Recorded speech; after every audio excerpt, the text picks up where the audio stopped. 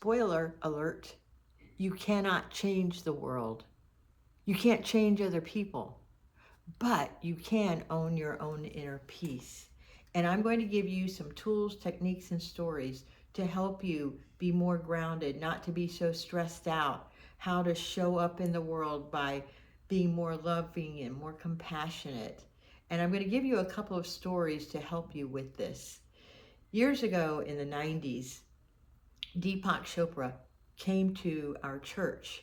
And I remember this woman saying and asking him in frustration, I have all of these kids and a family, and I just can't control them. And Deepak Chopra was basically telling everybody in the audience, which prompted this question about how to do this. And he says, when you're eating, be very mindful. He didn't say demure, but he said, be very mindful when you're eating and be in the present moment. And this woman just exploded in the congregation and said, how do I do that? I have 4 kids. I have a husband. And she's like, ah. And he responds with, we all have choices.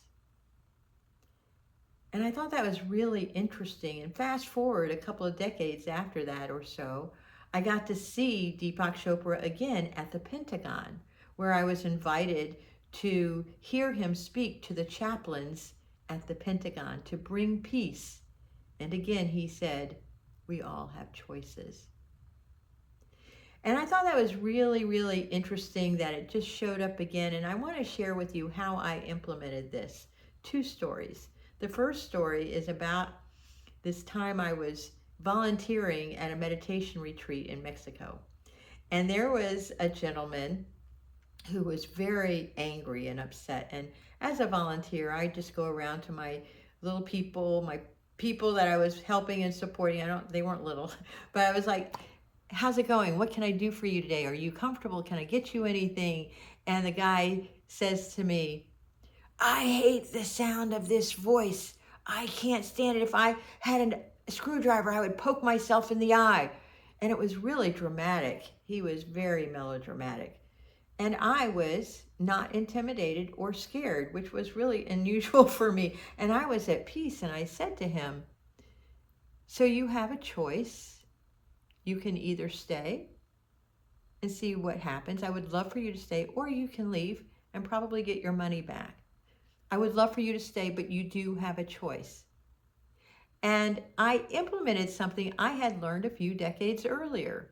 And so the guy was like, and he sat down. The next day I come along and I see him again. And I said, I'm checking in with you. How are you doing? How's the meditations going for you?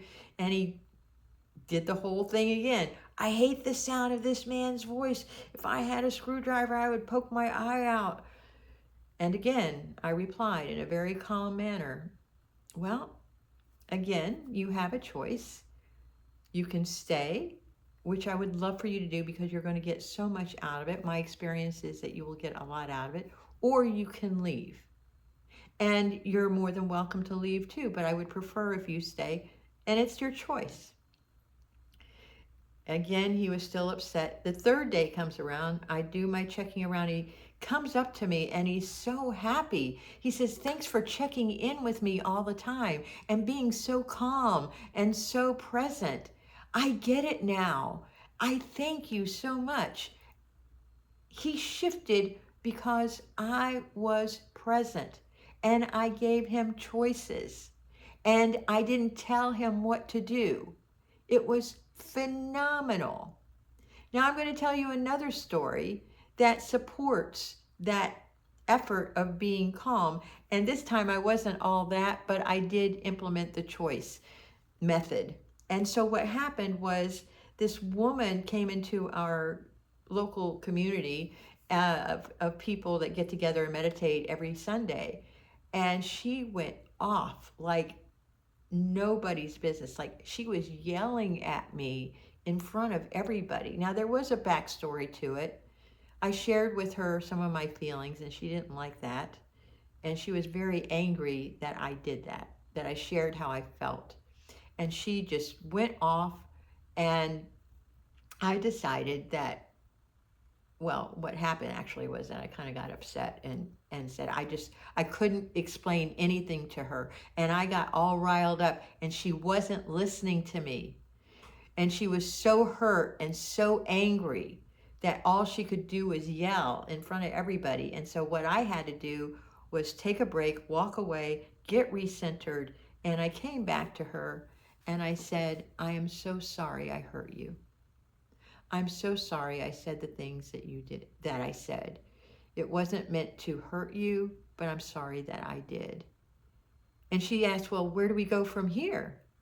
And I said, well, you can stay. I would love for you to stay, or you can leave. Whatever you want to do is okay with me. And I gave her that option. And she chose to leave, which was perfectly okay. I didn't try to chase after her or change her mind. So the reason why I share this is I want you to realize that you have a choice in this chaotic world, that you don't have to go around and make people see things your way. You don't have to yell and scream at people. You can allow people to have differences and just be the center of peace. But it is a choice that you do that. And at the bottom of all of this is acceptance. And acceptance is really experiencing what's happening in front of you without trying to change it. And with that, if this resonates with you, I would love for you to put a comment below or like this video, maybe even share it with somebody. And today I'm reading from Hope for Today on this experience of acceptance and finding peace. And it says, we can learn to live at peace with ourselves and others, and live at peace with ourselves and others. I asked when I figured this out, like how do people do this? And the way I was raised, I never experienced a peaceful way of life. And with myself, I was constantly fighting against the guilt, fear, and anger that ruled my life. With others, I was always fighting for some cause or belief, trying to make them see that my position was the right one.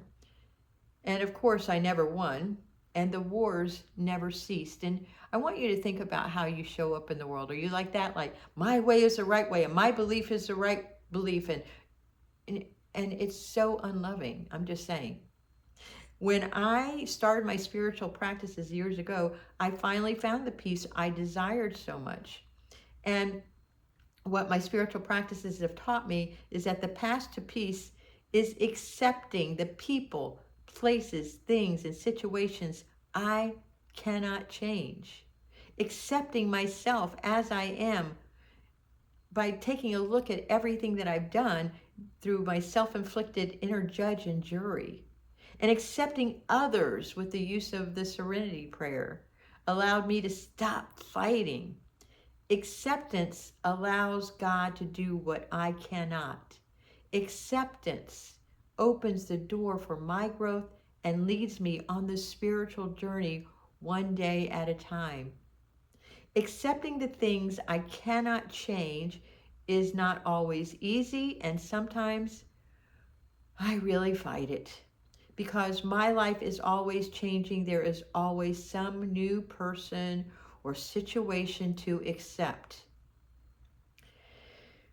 Fortunately, I don't have to go through the acceptance process alone because I have my higher power, which provides the power.